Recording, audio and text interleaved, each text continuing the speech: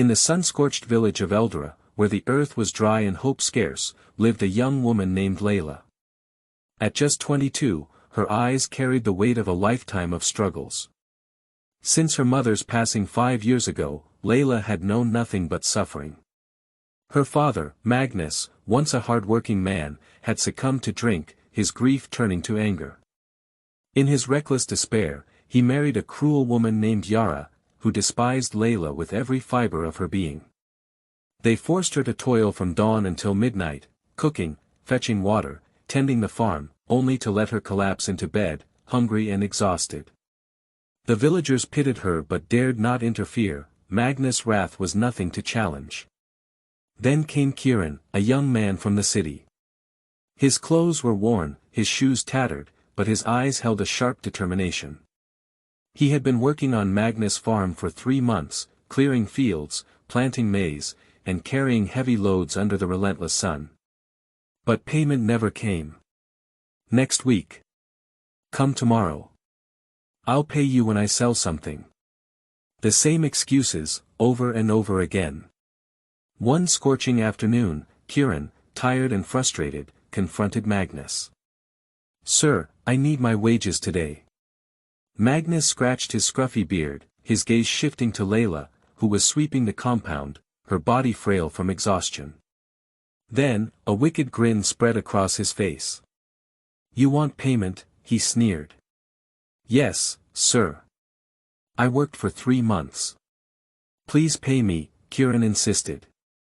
"Well then, take that girl instead," Magnus said, pointing at Layla. Kieran's brows furrowed. "Take who?" "My daughter. She's useless here. Let her go with you to the city. That's your payment." Layla's broom fell from her hands. Her heart pounded. "Father, please, no." "Silence." Magnus barked. "You should be grateful someone even wants you." Yara smirked. "Good. Let her go. One less mouth to feed." Layla fell to her knees, tears streaming down her face, begging for mercy. But no one cared. No one listened. Kieran looked at her. Despite her broken spirit, she was breathtakingly beautiful, not just in appearance, but something deeper. A quiet strength. A spark of resilience. "She's beautiful," he murmured. "What did you say?" Magnus asked. "I'll take her," Kieran replied, his voice firm. And just like that, Layla's fate was sealed. With a heavy heart, she packed her few belongings in a worn cloth bag. No one hugged her. No one wished her well. Only her little half-brother, Zane, peeked from behind the house, silently crying as he waved goodbye. The journey to the city was long, winding through dusty roads and bustling towns. Layla stared out of the window, unsure of what lay ahead. She had just left behind everything she had ever known, though it had been full of pain, it was still her home. "Please," she prayed silently, "don't let this man be cruel like my father. Let me find peace." Kieran sat beside her, lost in thought. Every now and then, he stole glances at her. She looked so small, so fragile. Yet there was something unbreakable in her spirit. When they finally arrived, the city dazzled her, towering buildings, gleaming car lights, people moving with purpose. It was overwhelming. They took a small tricycle to the end of a quiet street. Kieran led her through a large black gate, past a grand mansion, and to a small but tidy house at the back. "This is where I live," he said with a small smile. Layla stepped inside. The house was modest but clean, 1 bedroom, a sitting area, a tiny kitchen. It wasn't much, but it was peaceful. "I just got a job as a security guard," Kieran explained. "The owner of the main house, Miss Livia, is kind. She lets me stay here for free as long as I keep the compound safe." Layla looked around, feeling something she hadn't felt in years, safety. "If this is where fate has brought me," she whispered, "then so be it." Kieran studied her. "Are you okay with it?" She nodded. "Yes. I feel at peace. For the first time in years, Layla slept soundly that night. The next morning, she woke to the scent of something delicious. She stepped into the kitchen to find Kieran cooking. "Good morning," she greeted softly. He turned, smiling. "Morning, Layla. Hope you slept well." "Yes. Like a child."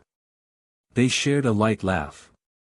After breakfast, Kieran said, "Get dressed. I want you to meet someone." Curious, she followed him to the main house, where Miss Livia, an elegant woman in her late 50s, welcomed them warmly. "So, this is Layla," she said, smiling. "You're even lovelier than Kieran described." "Welcome, dear." Layla blushed. "Thank you, ma'am. You can call me Miss Livia. I want you to feel at home here." Layla felt something shift inside her. Kindness, so foreign, yet so warm. The days that followed Layla's arrival in the city passed in a rhythm that felt almost surreal in its tranquility. Each morning, she would wake to the sound of birds chirping outside their small cottage, the golden light of dawn filtering through the thin curtains. Kieran would already be up, brewing strong black tea over their small stove before heading out for his shift at the mansion's gates. Layla found purpose in the simple tasks of homemaking. She scrubbed their tiny living space until the wooden floors gleamed, patched their worn clothes with careful stitches, and experimented with recipes using the modest ingredients they could afford. The first time she made flatbread that puffed up perfectly over the fire, Kieran's eyes had lit up with such genuine delight that she felt her cheeks grow warm.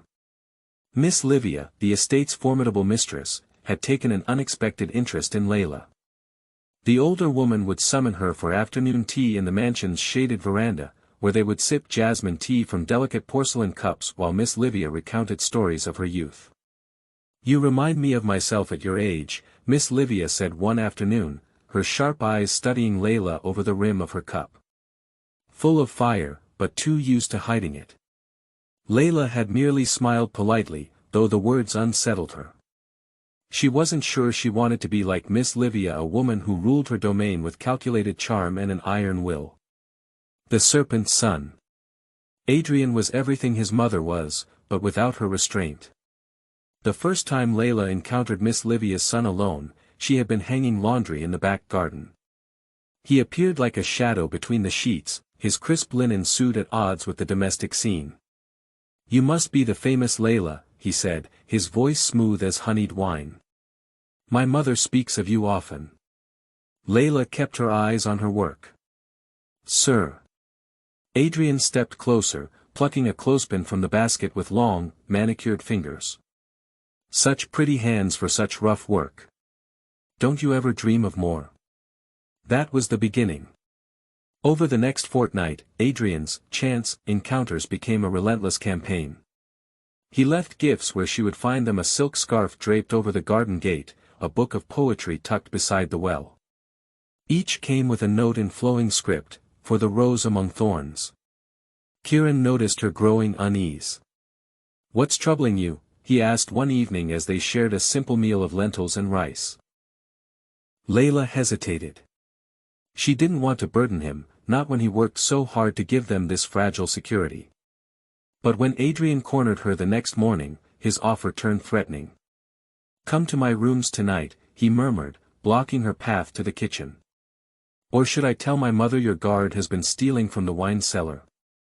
Layla's blood ran cold. She knew Kieran would never, but accusations from the master's son needed no proof to ruin a servant. The breaking point. That afternoon, Kieran came home to find Layla pacing their small room, her fingers twisting the fabric of her skirt. "Tell me," he demanded, his voice rough with concern. The story spilled out in fractured sentences. Adrian's gifts. His promises. His threats. Kieran's hands clenched into fists, his knuckles whitening. "I'll kill him," he growled, turning toward the door. Layla caught his arm. "No. That's what he wants. He'll have you arrested or worse." They stood frozen in the dim light, both trembling, Kieran with rage, Layla with fear. Then, quietly, she said the words that changed everything. I told him no. I told him I belong with you. Kieran's breath hitched. In that moment, something fundamental shifted between them. It was no longer just survival, no longer just gratitude. The way his calloused thumb brushed her cheekbone spoke of something deeper, something terrifying and beautiful. They knelt together that night, foreheads pressed to the worn rug Kieran had salvaged from the mansion's discard pile. Layla's prayer was silent but fervent, "Give me courage." The confrontation. Dawn found Layla marching toward the mansion's grand entrance, her back straight despite the way her pulse roared in her ears. The butler tried to turn her away. Servants didn't use the front door, but she fixed him with a look that made him step aside. Miss Livia received her in the morning room, where sunlight streamed through stained glass windows, casting jeweled patterns across the Persian rugs. "To what do I owe this visit?" Miss Livia asked, stirring sugar into her tea with deliberate calm. Layla didn't sit. "Your son is trying to buy me like livestock." The spoon clinked against porcelain. "Adrian has a generous nature. He threatened to have Kieran fired if I don't become his mistress." Miss Livia sighed. "Layla, my dear, you are a smart girl. Maybe Adrian just sees your potential. Maybe you should consider." "No." The word rang like a bell in the opulent room. "I'm not a thing to be traded. I didn't marry Kieran for money. I married him because he gave me dignity when the world threw me away." A dangerous silence. Then Miss Livia set down her cup with deliberate care.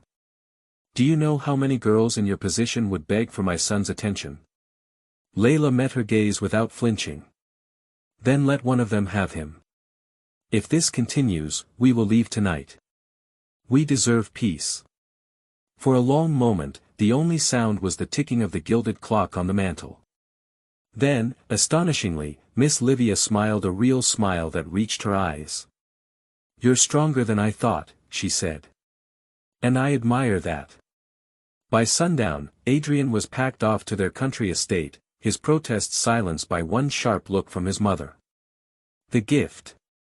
That night, Kieran spread their meager savings across the rickety table, a pile of crumpled bills and tarnished coins that represented years of sacrifice.